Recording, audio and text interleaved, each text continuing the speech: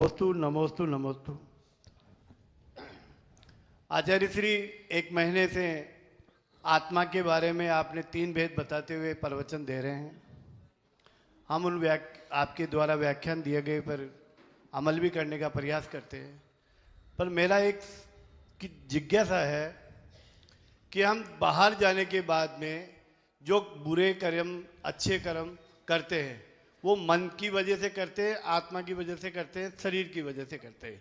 और दूसरी जिज्ञासा यह है आचार्य श्री, युवा लोग अपने धर्म से धार्मिक कार्यक्रम हो, अनुष्ठान हो, सामाजिक कार्यक्रम हो, उसमें दान देने की अपेक्षा किसी गरीब की खाने की व्यवस्था हो, शिक्षा की व्यवस्था हो या अन्यत्र कोई व्यवस्था हो, उसमें उसको तुरंत फल मिलने की आशा रहती है।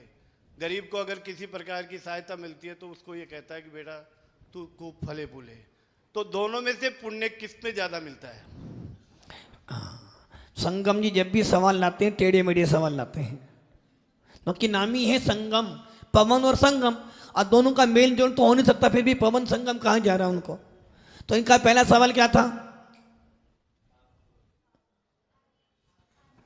आत्मा की बात सुन रहे हैं और सुनते सुनते सुनते पूरा महीना हो गया है, तो ये समझा रहे कि महाराज जी आपको महीना भर हो गया है, अब अपना बोरिया बिस्तरा।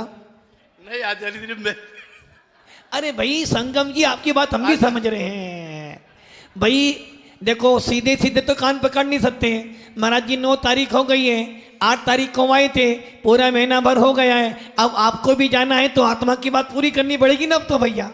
नहीं आचार्य श्री, मेरा ये मंतव्य नहीं है। अरे भाई हमारा तो मंतव्य यही है ना। अब आप मुझे सवाल पूछा कि इस महीने तक आत्मा की बात सुन रहे हैं, प्रयास भी कर रहे हैं कि अपने आप की परिणति बदलें, कम से कम अंतर आत्मा बनने का प्रयास कर रहे हैं। अब सवाल है कि हम जो कर्म करते हैं, शुभ कर्म करते हैं, अशुभ कर्म करते हैं, तो ये आत्मा कर रही है, शरीर कर रहा है या वचन? पहली बात तो ये रही, संसार में 7 तत्व, 9 पदार्थ, 6 द्रव्य हैं। इनमें राजा कौन है? जीव द्रव्य। जीव के बिना तो कुछ होने वाला ही नहीं है। और तत्वांश सूत्र के 6ठे अध्याय का पहला सूत्र, काय वांग मना कर्म योग। काय से भी कर्म आते हैं, वचन से भी आते हैं और मन से भी आते हैं, किंतु इन तीनों से कर्म कब आएगा? जब उसमें आत्मा होगी। यदि मुर्दा बैठा, मुर्दे के पास काय भी है, शरीर भी है, मन भी बैठा है, शरीर भी है मुर्दे के पास, मन भी है, वस्तुपाल जी मन भी है, द्रव्य मन है।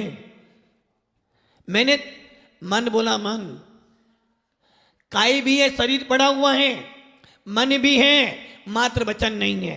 फिर भी उसको कर्म का बंध हो सकता है? नहीं हो सकता। इसलिए कर्म काय से आए, वचन से आए या मन से आए, इन सारे काम को करने वाला कौन है? एक आत्मा। आत्मा के बिना कर्म नहीं आते, क्योंकि कर्म बंद किसको होंगे? आत्मा को। वो भी कब? जब पुद्गल मिलेगा। जीव और पुद्गल जब मिल जाते हैं अशुद्ध बन जाता है, और जब ये अशुद्ध जीव भले काय से काम करे, वचन से करे, मन से करे, काय बल से करे या काय वचन मन से करे, तो कर्म का आसरा जीव तत्व को ही होता है, किसी और को नहीं होता। पहला सवाल। दूसरा था आपका सवाल दान। युवा पीढ़ी, युवा पीढ़ी धार्मिक अनुष्ठानों में दान देती तो है, किंतु वो सोचते तुरंत फल मिले तो दें। तो वो किसी गरीब व्यक्ति को भोजन दे देना, अस्पताल में किसी सहायता कर देना, किसी बच्चे को पढ़ा देना, या किसी भिखारी को कुछ दे देना, और वो कहता भैया जा तेरा दिन अच्छा बीते। तो पहली बात तो ये रही, आपने पुण्य की प्राप्ति पूछी, तो ये ध्यान रखना, इन सारे कार्यों से पुण्य तो मिलेगा किंतु धर्म नहीं मिलेगा।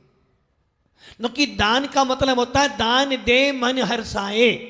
दान देने का प्रयोजन होता है लोक कसाई की कमी होना।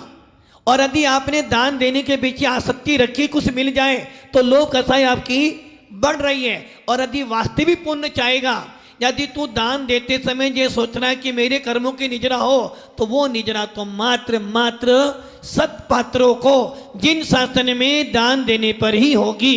जो मैंने अन्य वस्तु में दान दिया है उससे मात्र मुझे संसार का सुख मिल सकता है, किंतु आत्मीय सुख की प्राप्ति करनी है तो सच्चे पात्रों को, सच्चे देव सा गुरु को ही जो दान दिया जाएगा, उसी दान से पुण्य भी मिलेगा, कर्मों की निजना भी होगी और परंपरा से मोक्ष भी मिल जाएगा। आचार्य श्री, आप ही के उत्तर में से मैं निवेदन करना चाहूंगा। आपने हमारे को शीतकालीन प्रवास के लिए आदेश दिया था। अभी शीतकालीन प्रवास तो कल से शीत ज्यादा बढ़ने लगेगी, तो अभी तो प्रवास खत्म ही नहीं हुआ, आप जाने की बात क्यों कर रहे हो? अरे भैया, जब ट्रेन गाड़ी आ जाती है ना स्टेशन पर, तो यात्री सोचते हैं भाई ट्रेन कब चलेगी, कब चलेगी, कब चलेगी। क्योंकि स्टेशन मास्टर ने सीटी मार दी, झंडी था दी, अब तो जाना ही पड़ेगा भैया। बस अपना भी समय आ गया। हमारा मन नहीं भरा अभी आचार्य। तुम्हारा मन भरने से भैया नहीं भरा मन, पक्का पक्का पक्का पक्का। तो बस साथ में चलना, मन भर देंगे तुम्हारा। नमो तो आचार्य जी, जयकारा गुरुदेव का। सब ये तो कहते हैं कि आप यहाँ पे रुक जाओ, आप चले जाओगे फिर हम क्या करेंगे, हमारा मन नहीं भरा है, हम क्या करेंगे, अकेले हो जाएंगे। परंतु कोई ये नहीं कहता कि महाराज जी बस अब आपके साथ में ही हमें चलना है, हमारा मन वहीं लगेगा, ऐसा कोई भी नहीं बोलता। सब ये चाहते हैं कि हम यहाँ रुक जाए, लेकिन कोई ये नहीं चाहता है कि हाँ चलो हम चलते हैं, महाराज माता जी के संग ही रहेंगे पूरे जीवन में, ऐसा कोई भी नहीं बोलता है। और जो प्रश्न पवन जी ने पूछा था युवा जनरेशन का, तो सबसे बड़ी तकलीफ ये है कि युवा जनरेशन जो है, यूथ जनरेशन जो है, वो कोई भी वस्तु को परीक्षा करने के बाद ही उस थियरी और कंसेप्ट को एक्सेप्ट करती है। और जब वो अपने माता पिता को प्रश्न पूछते हैं, माता पिता के पास कोई उत्तर नहीं होता, क्योंकि वो कभी शास्त्र का अध्ययन नहीं करते। इसलिए ऐसे जो यूथ जनरेशन है उनको पहले महाराज माता जी के पास लेके आओ, उनको वहां पे प्रश्न कराओ, और जब वो समझाएंगे तो अपने आप उनका कंसेप्ट क्लियर हो जाएगा। आगे राजकुमार जी